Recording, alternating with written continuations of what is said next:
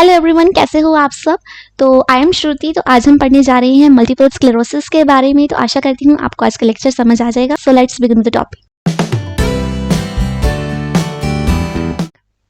Multiple sclerosis is a demyelinating disease of CNS which includes brain and spinal cord. Now, multiple sclerosis क्या है कि demyelinating disease है। Demyelinating as the name indicate, demyelinating that means इसमें myelin जो है वो remove हो जाएगा। That is why it is a demyelinating disease. Now, what is myelin? Let's understand through this slide. Now, myelin.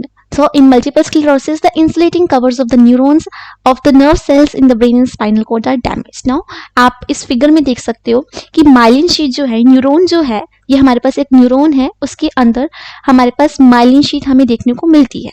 तो ये myelin sheath जो है, इसका क्या काम होता है कि ये इलेक्ट्रिकल सिग्नल्स को जल्दी से जल्दी ट्रांसमिट करने में हेल्पफुल होती है। नाउ, अगर ये माइलिन शीट डैमेज हो जाती है तो उससे क्या फर्क पड़ेगा कि इलेक्ट्रिकल सिग्नल्स जो है वो एक न्यूरॉन से दूसरे न्यूरॉन जो है वो जल्दी से ट्रांसमिट नहीं हो पाएंगे, जिसकी वजह से इलेक्ट्रिकल सिग्नल्स, जिसकी वजह से कोऑर्डिनेशन जो है वो अच्छी तरीके से नहीं हो पाएगा। So let's read it out. Now, this damage disrupts the ability of parts of the nervous system to communicate, resulting in a range of signs and symptoms. Obviously, अगर एक न्यूरॉन से दूसरे न्यूरॉन अच्छे से सिग्नल ट्रांसमिट नहीं होगा, उसकी वजह से कोऑर्डिनेशन जो है वो, उसकी वजह से न्यूरॉन्स के अंदर का कम्युनिकेशन जो है वो मिसबैलेंस हो जाएगा, जिसकी वजह से हमारे को बॉडी के अंदर काफ़ी साइन एंड सिम्टम्स देखने को नजर आ सकते हैं। Now, myelin is produced by oligodendrocytes. Here in this image आप देख सकते हो कि जो हमारे पास ये जो माइलिन शीट है, that is produced by oligodendrocytes. Oligodendrocytes है वो माइलिन शीट को प्रोड्यूस करते हैं। So in multiple sclerosis, demyelinating happens when the immune system inappropriately attacks and destroys the myelin। यानी कि एक ऑटो इम्यून डिसऑर्डर है जिसके अंदर हमारे खुद के इम्यून सेल्स हमारे खुद के माइलिन शीट को डिटेक्ट नहीं कर पाते हो, उसको non self, that means non self detect कर लेते हैं। That means it is a auto immune disorder leading to miscommunication और lack of communication between the nerve cells, ultimately leading to sensory, motor and cognitive problems. Oligodendrocytes generate and maintain myelin, increasing the speed and efficacy of axonal signal conduction. Now, they will generate, वो produce करते हैं myelin sheet को और उसको maintain करने में भी helpful होते हैं, जिसकी वजह से अगर माइलिन शीट अच्छी तरीके से मेंटेन होगी, अच्छी तरीके से प्रोड्यूस हो रही है, उसकी वजह से क्या होगा, हमारे न्यूरोनल इलेक्ट्रिकल सिग्नल्स जो है उनकी स्पीड अच्छी रहेगी और उनकी एफिकेसी जो है वो भी अच्छी तरीके से रहेगी। तो स्क्लेरोसिस को रिस्क फैक्टर्स क्या क्या हो सकते हैं। नाउ, सबसे पहले आ जाती है एज में आ जाती है 20 to 40 ईयर्स ऑफ एज, यानी कि जो individuals having age 20 to 40 years are at higher risk to develop multiple sclerosis. Now, sex की बात करें तो women have higher tendency to get multiple sclerosis as compare to men. Family history, अगर किसी की फैमिली हिस्ट्री में multiple sclerosis है तो चांसेस है कि उसको भी मल्टीपल स्क्लेरोसिस हो सकता है। Now, certain auto immune disease increases the risk of multiple sclerosis.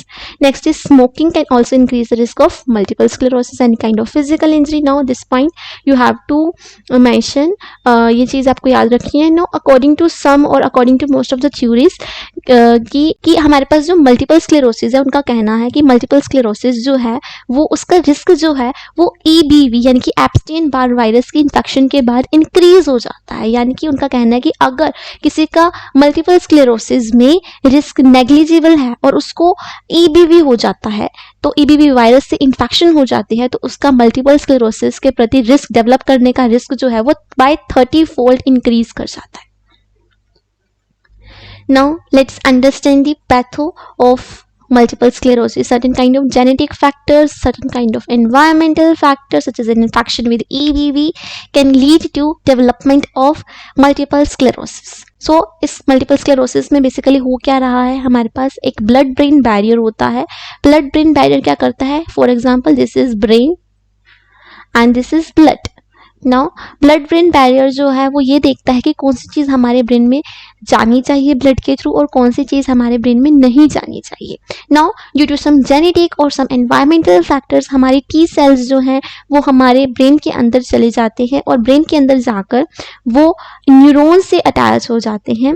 अंदर जाने के बाद हमारे T सेल्स जो हैं न्यूरॉन से अटैच होने के बाद वो interleukin 1, interleukin 2, INF INF gamma को रिलीज करते हैं, ऐसे साइटोकाइंस को रिलीज करते हैं जो कि डायलेशन कराते हैं इन ब्लड वेसल्स की डायलेशन होने की वजह से हमारे मैक्रोफेजेस जो हैं, बी सेल्स जो हैं, वो भी ब्रेन के अंदर एंटर कर जाते हैं, जिसकी वजह से वो हमारे ओलिगोडेंड्रोसाइट्स और हमारे माइलिन शीट को जो है नुकसान पहुंचाते हैं और leading to development of plaque in the brain. Plaque formation हो जाती है जिसकी वजह से हमारे न्यूरोलॉजिकल डिस्फंक्शन, जिसकी वजह से हमें साइन एंड सिम्टम्स नजर आते हैं। तो टाइप्स की बात करें तो यहाँ पर 4 टाइप्स ऑफ मल्टीपल स्क्लेरोसिस होती है। सबसे पहले आती है relapsing remitting type, next is primary progressive type, next is secondary progressive and last one is progressive relapsing. So let's begin with the relapsing remitting type of multiple sclerosis. Relapsing remitting type में आप देख सकते हो कि हमारे पास symptoms जो है patient को नजर आए, उसके बाद कुछ मंथ या फिर कुछ ईयर्स के लिए सिम्टम्स आना बंद हो गए, उसके बाद दोबारा से कुछ मंथ या ईयर के बाद सिम्टम्स नजर आए but with a greater intensity, उसके बाद फिर कुछ समय के लिए वो सिम्टम्स आना बंद हो गए, उसके बाद फिर पेशेंट के अंदर सिम्टम्स नजर आए but with a greater intensity than previous one. ठीक है, तो हर बारी जब सिम्टम्स नजर आ रहे हैं तो प्रीवियस वन से ज्यादा इंटेंसिटी के साथ नजर आ रहे हैं। इस तरीके के मल्टीपल स्क्लेरोसिस को हम कहते हैं relapsing remitting type of multiple sclerosis. Next हमारे पास आता है primary progressive multiple sclerosis. Primary progressive में हमारे पास सिम्टम्स जो है वो कॉन्टिन्यूसली इनकी इंटेंसिटी जो है वो बढ़ती जाती है कि पेशेंट के अंदर जो डिसेबिलिटी है वो इंक्रीज करती रहेगी continuously without any pause. This kind of multiple sclerosis is known as primary progressive multiple sclerosis. Next come to secondary progressive multiple sclerosis, जिसके अंदर क्या होता है, हमारे पास स्टार्टिंग में तो ये रिलैप्सिंग री emitting kind of multiple sclerosis है, लेकिन बाद में इसके सिम्टम्स जो है वो कॉन्टिन्यूसली उनकी इंटेंसिटी जो है वो इंक्रीज करेगी, यानी कि डिसेबिलिटी ऑफ द पेशेंट जो है वो कॉन्टिन्यूसली इंक्रीज करेगी। Now this kind of multiple sclerosis is known as secondary progressive multiple sclerosis, जो कि SPMS. Next come to the progressive relapsing multiple sclerosis. Now इसमें क्या हो रहा है, हमारे पास सिम्टम्स जो है वो हमें कॉन्टिन्यूसली इंक्रीज कर रहे हैं। प्रोग्रेसिव रिलैप्सिंग और रिलैप्सिंग री इमिटिंग में क्या फर्क है कि ये भी सिम्टम्स यहाँ पर सिम्टम्स आ रहे हैं, लेकिन कुछ समय के लिए वो नई सिम्टम्स या कुछ उनकी इंटेंसिटी जो है वो बढ़ेगी नहीं। ठीक है, लेकिन यहाँ पर क्या है, ये टाइम का वेट नहीं करेंगे, उनकी इंटेंसिटी जो है वो बढ़ती रहेगी, लेकिन कुछ टाइम के बाद वो सिम्टम्स जो है उनमें एक हाइप नजर आएगी, उसके बाद उनकी इंटेंसिटी बढ़ेगी और फिर एक हाइप नजर आएगी जिसमें एकदम से उनकी इंटेंसिटी बढ़ जाएगी।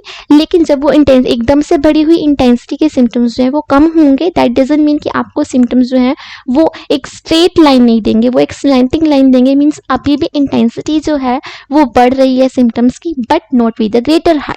Now this kind of multiple sclerosis is known as progressive relapsing kind of multiple sclerosis. I hope you understand this topic. Next, let's begin with the clinical manifestation or the sign and symptoms of multiple sclerosis. सबसे पहला आता है nystagmus. Nystagmus means rapid or involuntary eye movements. ठीक है, involuntary eye movements होंगे because यहाँ पर neurons के अंदर जो है प्रॉपर कम्युनिकेशन नहीं हो पा रहा है। Ataxias means uncontrolled coordination in seeing the patient. Dysarthria में क्या हो रहा है, there is weakness in the muscles which help in speaking, now जिसकी वजह से स्लर्ड स्पीच होगी। ठीक है, उसके बाद there is weakness of limbs, trunk and hand, numbness, patchy blindness, blurry vision, loss of vision and Lhermitte sign. Now Lhermitte sign में क्या हो रहा है, there is electric shock that runs down back and radiate to limbs when bending neck forward. जब आप अपनी neck को forward bend करेंगे तो electric shock की तरह आपको feel होगा which will radiate towards your limbs.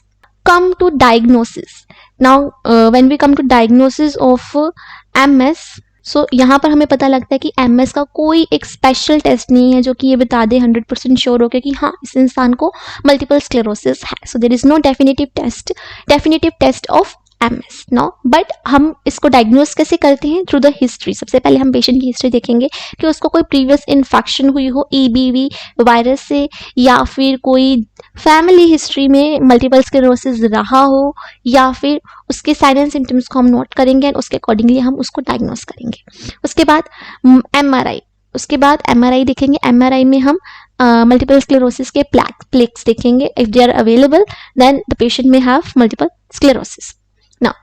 उसके बाद हम हम CSF एग्जामिनेशन करेंगे, यानी कि सेरेब्रोस्पाइनल फ्लूइड की एग्जामिनेशन करेंगे if there is presence of whether there is a presence of IgG antibody or not. Next, come to the treatment of multiple sclerosis. When we come to the treatment of multiple sclerosis, सबसे पहले हम देते हैं corticosteroids that such as methyl prednisolone.